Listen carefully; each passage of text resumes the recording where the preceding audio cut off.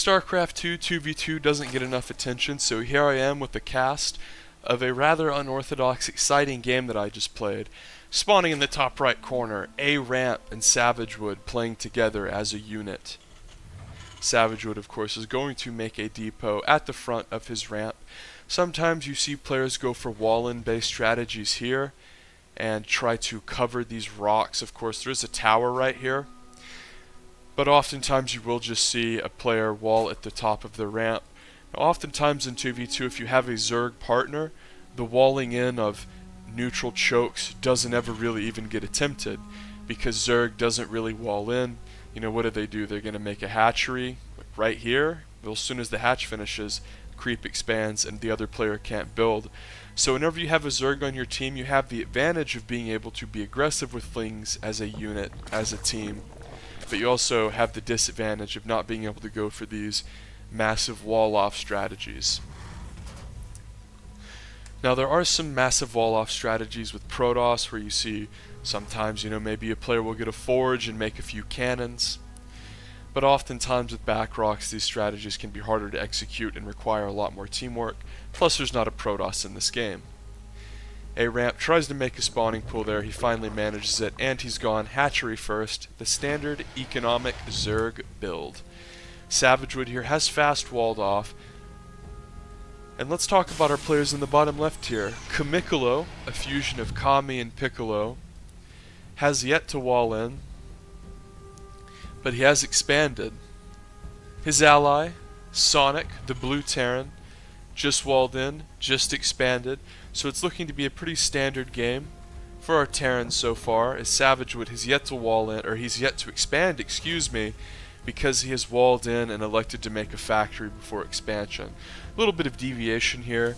This is one of the most exciting things I think about StarCraft 2 when you really start to learn more about the game and get more into it, is the slight little modifications and decisions that you can make throughout the early and mid game that allow for variation to take place. Now, if you've watched Day 9's tutorial videos, as I'm sure many of you have, especially if you're watching this small channel, you're familiar with Day 9, as Kamikolo adds another factory, so that's significant. Probably some sort of mech pressure or mech play. But what I was saying earlier is, if you do elect to get the factory before the expansion, for someone who's Gold League or below, that might seem like a really insignificant choice. But these little decisions that you make in a build to get certain items before others, especially early on, is really significant.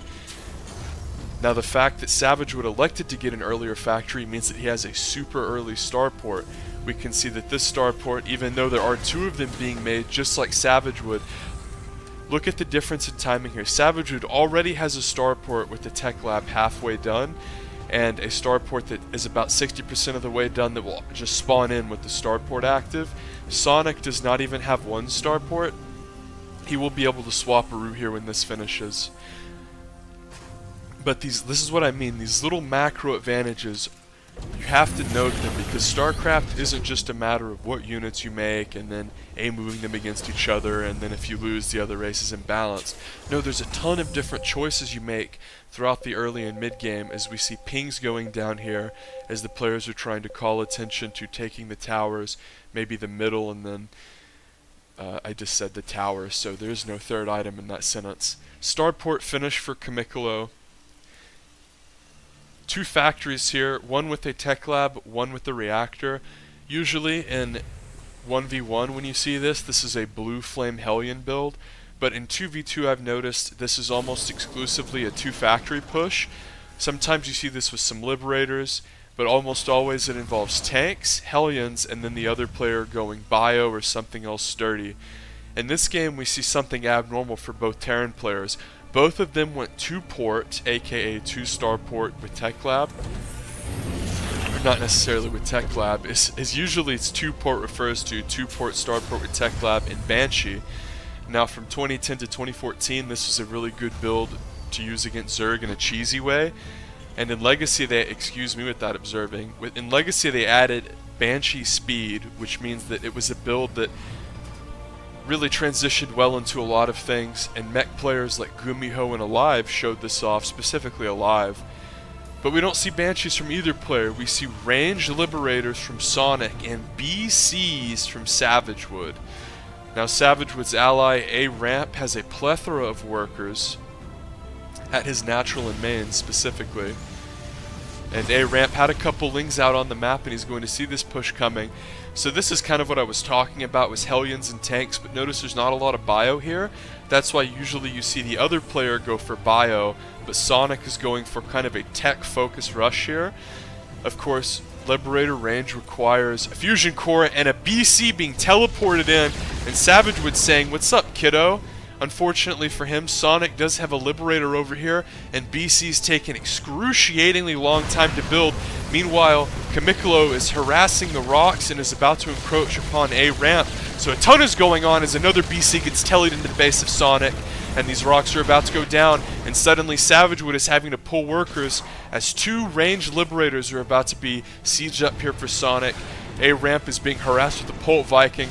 This can make it very hard to hold pushes because you just get supply blocked over and over. And the blue Terran player, Sonic, is just taking severe damage. But Savagewood has taken quite a bit of damage himself, as every single player but A-Ramp has been lit up a bit at this point. And look at this! A-Ramp's getting his comeuppance as neither spine was finished. This is more tardy than a student who hates first period and smokes the ganja. And Kamikolo just doesn't have very many SCVs. He really focused on getting these units out early. And A-Ramp's going to come in with Mass Ling, but that's very tricky with Hellions involved. These aren't Wings of Liberty tanks. They have 175 HP. And that is the difference between a couple dead, sad tanks and 3 alive tanks. And don't say, oh, the math. No, you have to consider the damage that would have been lost. And Savagewood's 25 kill BC is going to get killed by Vikings. Now, it is worth noting that Kamikolo came over to help his ally, Sonic, and it is also worth noting that Vikings are faster than battlecruisers and outrange battlecruisers, so they can be kited by Vikings. Battlecruisers can. Kamikolo is trying to macro here, but notice how much gas he has, and notice this. So this is what happens whenever you deal with it. He's trying to attack on multiple fronts and defend his ally. Is he forgot to make depots, lost and didn't make adequate SCVs, so now he's in a position where he's floating gas because he has about 10 less workers than he should. Great example of how macro is something that you have to do throughout the game for the game to work correctly or for your build to time out. And Savagewood is continuing to teleport in BCs here, and he's harassing workers. He's going to fire up a Yamoto here as boom, a howitzer, as that one's Kurt shelling. He's trying to line up another one here, but unfortunately for him it's on cooldown, and Sonic is taking a ton of damage. Now Kamikolo is pushing up here with mech units, A-Ramp having to defend Liberators too, but fortunately for him, bad micro there, as the blue player is just trying to save an SCV or two. A-Ramp has to deal with the hefty mix here, as Lingbane springing forward. A-Ramp doesn't have much at all. So he has 800 minerals, and that would have been really useful to have 800 minerals worth of Zerglings. As there he goes, 800 minerals worth of Zerglings in the production tab.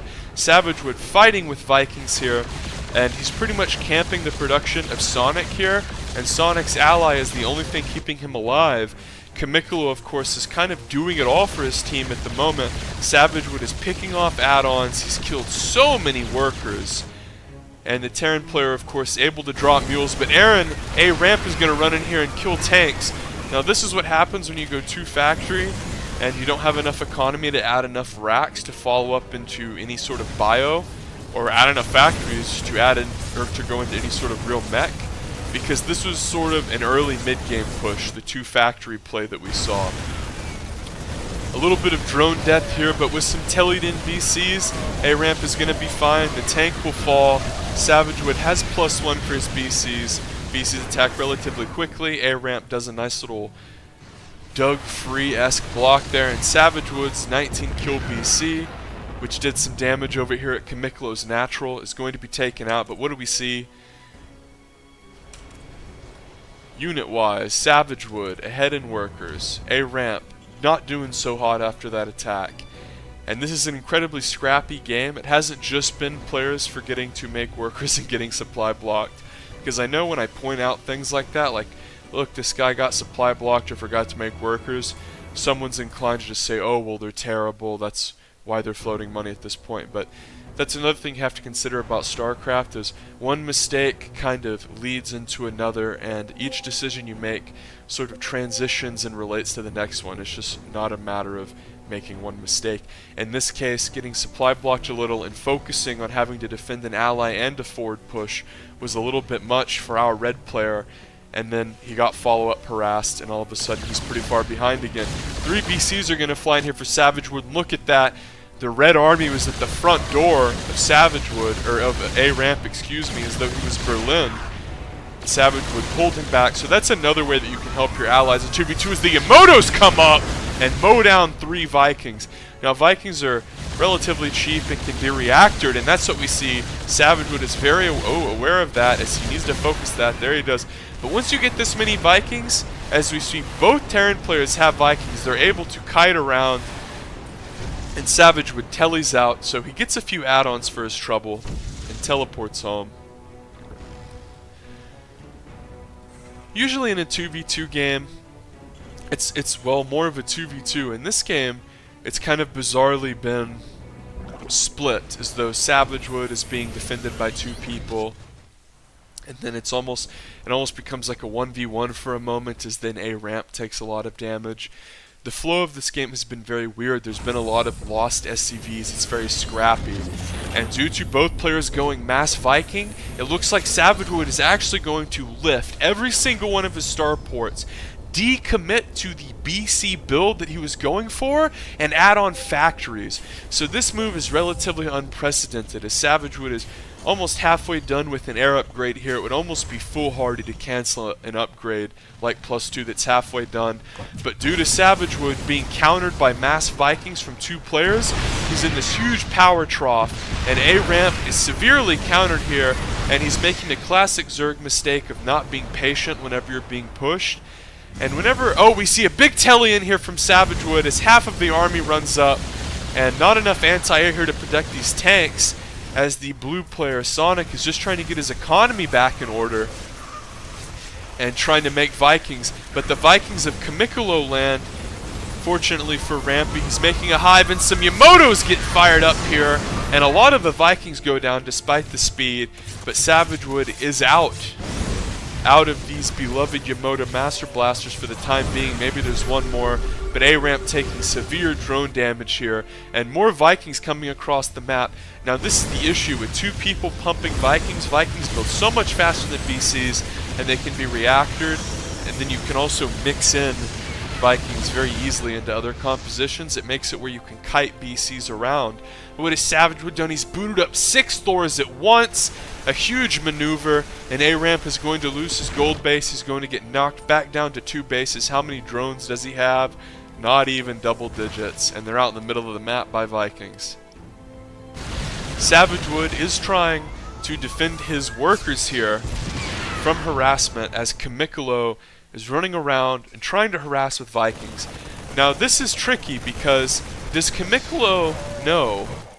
It looks like to Kamikalo that Savagewood is still going for BCs. It looks like all of these buildings are still tech labbed starports, and that is critical information, as Sonic and Kamikalo are both using their Vikings to try to harass Savagewood's economy.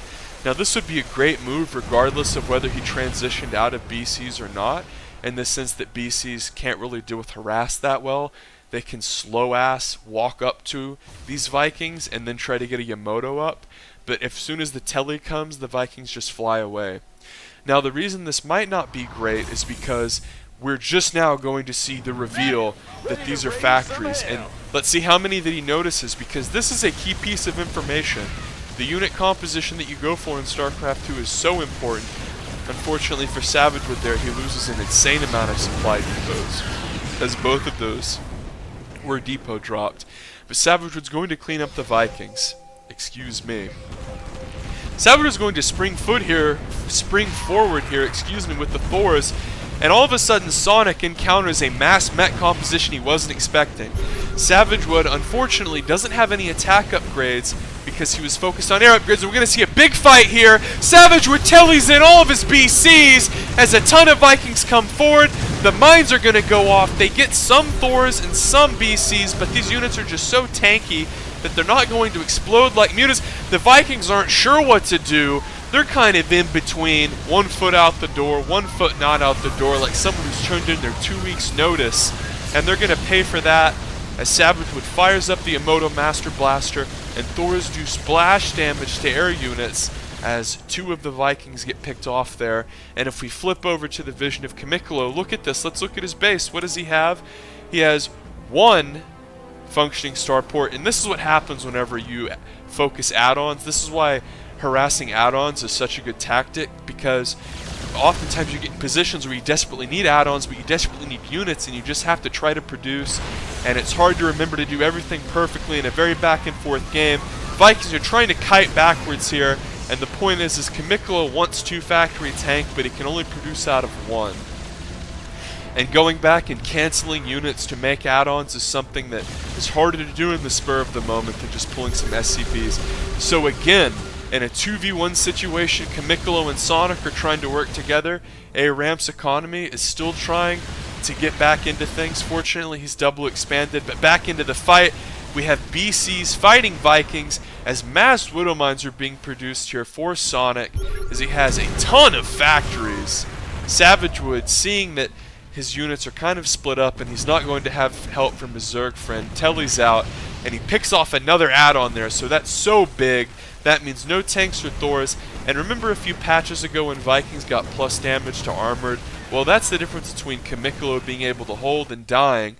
And we can see here A-Ramp has made a handful of queens, and his creep spread through this northern quadrant is pretty strong. Some Thors are helping clear down the back door. The Scold base is trying to be set up for Sonic. A-Ramp just now starting to finish these bases. Savagewood has this base alive and kicking, and notice Savagewood pretty much not even using these starports. He's gone into full-blown mech. And A-Ramp has been sending Savagewood money throughout the game periodically.